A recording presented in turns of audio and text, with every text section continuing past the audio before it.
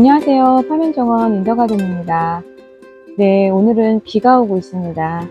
빗소리 들리시나요? 빗소리가 잘 들리는지 모르겠네요. 이렇게 비가 반가운 적이 없었던 것 같아요. 빗소리가 너무 듣기 좋고요. 먹구름이 낀 하늘도 너무 반갑고, 심지어 예쁘기까지 합니다. 가뭄 때문에 너무 고민이 많았습니다. 저는 말씀드렸다시피 특별하게 정원에 따로 물을 주지 않기 때문에 정말 진짜 죽어나가기 일보 직전인 것들, 생명에 지장 있는 것들만 물을 따로 별도로 주거든요. 그런데 올해와 같이 이렇게 극심하게 가뭄이 심했던 적이 없었던 것 같아요. 그래서 올해는 정말 따로따로 물을 줘야 하나 하는 생각에 정말 마음이 복잡했습니다. 지금 좀 빗소리가 조금 시끄러울 수도 있는데요. 그냥 즐겁게 한번 들어봐 주셨으면 좋겠어요. 이 비를 맞으면서 한번 가뭄에 대한, 그리고 또 정원에 물을 주는 것에 대한 저의 생각도 나눠보고 또 같이 고민해보는 그런 시간을 가졌으면 좋겠습니다. 올해의 봄 가뭄은요, 기상 간축 이후 최악이랍니다. 지금 영남지방 같은 경우에는 산불도 많이 나고 가뭄으로 인해서 모내기도 못하고 있다고 합니다. 이런 가뭄은요, 우리나라만의 문제가 아니고요. 우리나라는 좀 나은 편이고 오히려 전 세계가 몸살을 앓고 있다고 합니다. 아프리카 같은 경우는 생존의 위협을 받고 있고요. 1,300만 명이 가뭄으로 인해서 먹을 게 없다고 해요. 그리고 미국 같은 경우도 그 풍부하고 부유한 나라가 물이 없어서 잔디를 기르는 것을 포기하고 있다고 합니다. 물을 쓸 수 있는 날이 정해져 있고 그 이외의 날에 물을 쓰면 큰 벌금을 내야 되고요. 심지어 네바다주 같은 경우는 잔디를 아예 관상용으로 기르는 것을 금지하고 있다고 해요. 그래서 지금 심겨져 있는 잔디조차 다 파낼 위기에 처했다고 합니다.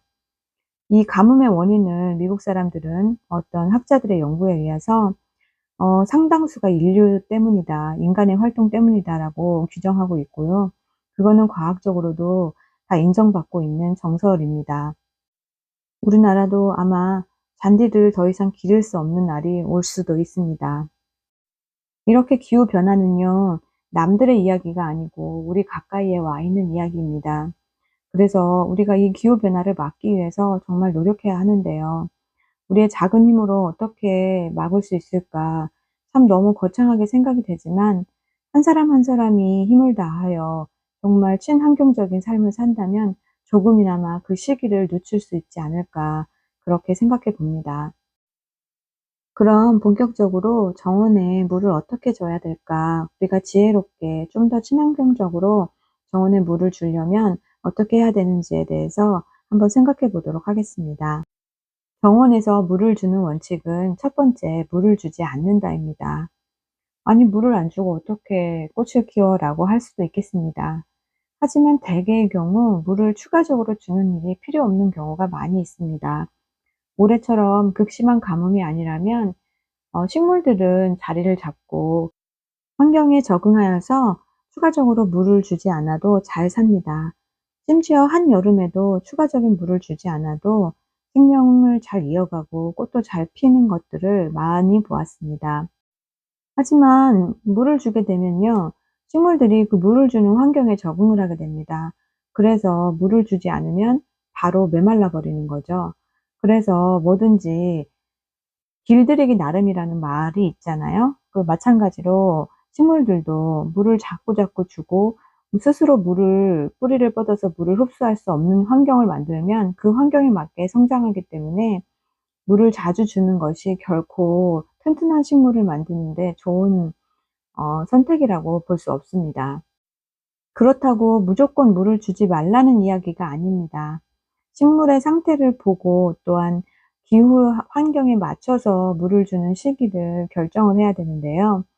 어 식물을 잘 관찰하다 보면 얘가 한계에 도달한 건지 아니면 이겨낼 수 있는지, 그것은 어떤 본인의 노하우라고 할까요? 이건 말로 설명하기 어려운 부분이 있습니다. '오늘 물을 주지 않으면 생명에 지장이 있을 것 같다. 더 이상의 가뭄은 못 견딜 것 같다라는 생각이 들 때 그때는 물을 충분히 주셔야 됩니다. 저의 경우도 원칙은 물을 주지 않는다이지만 정말 죽기까지 내버려 둘 수는 없잖아요. 그러니까 죽기 전에는 물을 줍니다. 그리고 다시 자리를 잡을 때까지는 물을 주면서 관리를 해 줍니다. 모종을 처음 심었을 때도 마찬가지예요. 모종 처음 심었을 때 뿌리가 땅에 적응해서 제 역할을 할 때까지는 물을 충분히 주면서 관리를 해 주시고, 그 뒤로는 스스로 물을 빨아들여서 건강하게 유지를 한다면 더 이상 물을 주지 않으셔도 잘 자랍니다. 그런데 인제 올해처럼 가뭄이 너무 긴 시간 동안 지속이 되면 중간에 한 번씩 물을 주셔야 되는데요. 물을 주는 방법이 굉장히 중요합니다. 우리가 보통 호스를 가지고 물을 많이 뿌리잖아요. 샤워기 같이 물이 분사되는 형태로 많이 뿌리는데, 그렇게 물을 주면은 대부분의 물이 낭비된다고 보시면 됩니다. 그래서 그렇게 호스로 직접 물을 뿌려주는 것은 좀 가장 추천하지 않는 방법입니다. 가장 효과적인 물주기 방법은 보슬보슬 내리는 비처럼 물을 주는 방법인데요. 호스를 이용할 경우에는 스프링클러 같은 그러한 장치를 사용하는 것이 좋습니다. 그냥 일반적인 호스를 가지고 물을 뿌리는 방법은 비효율적일 뿐만 아니라 굉장히 힘이 듭니다. 이보다 더 좋은 방법은요, 물 낭비가 전혀 없는 가장 좋은 방법인데, 점적 호스를 까는 거예요. 하지만 이거는 설치하는 데 좀 어려움이 있기 때문에 각자의 상황에 맞춰서 실행하시면 되겠습니다. 물을 주는 것도 중요하지만요. 그 준 물, 그 습기를 얼마나 머금을 수 있도록 환경을 만들어 주느냐도 굉장히 중요합니다.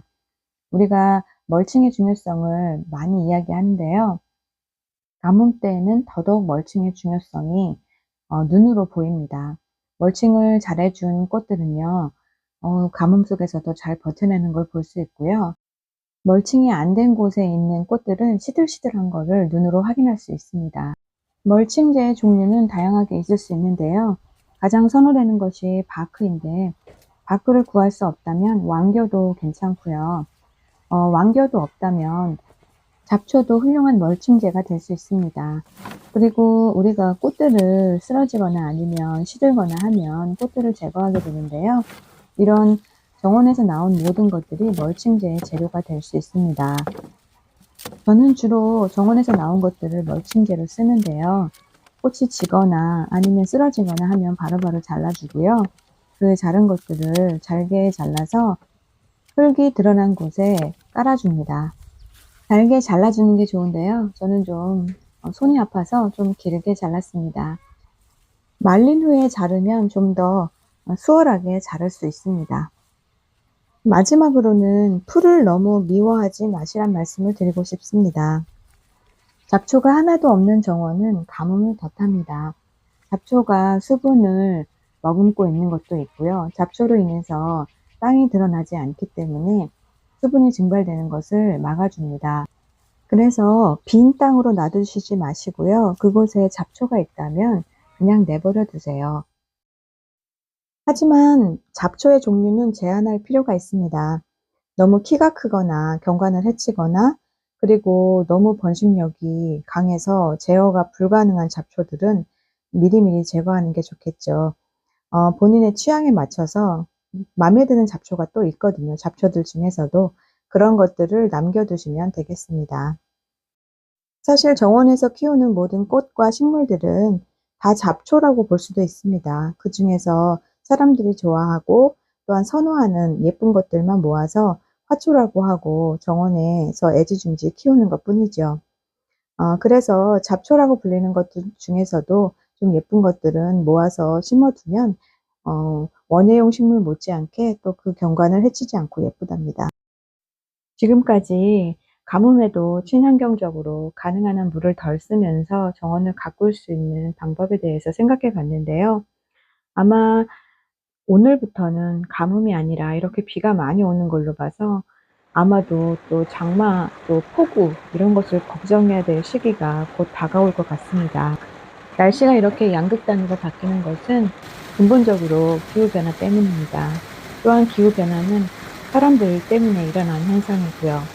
결국은 사람에 의해서 일어난 기후변화 때문에 사람이 고통받고 사람이 살 수 없는 환경이 되어가고 있습니다. 조금은 불편하지만 좀 더 나은 미래에 대한 희망을 갖기 위해서 친환경적인 삶을 살도록 노력해 갔으면 좋겠습니다. 조금 무거운 이야기였지만 공감하시는 분들 많을 것이라 생각합니다.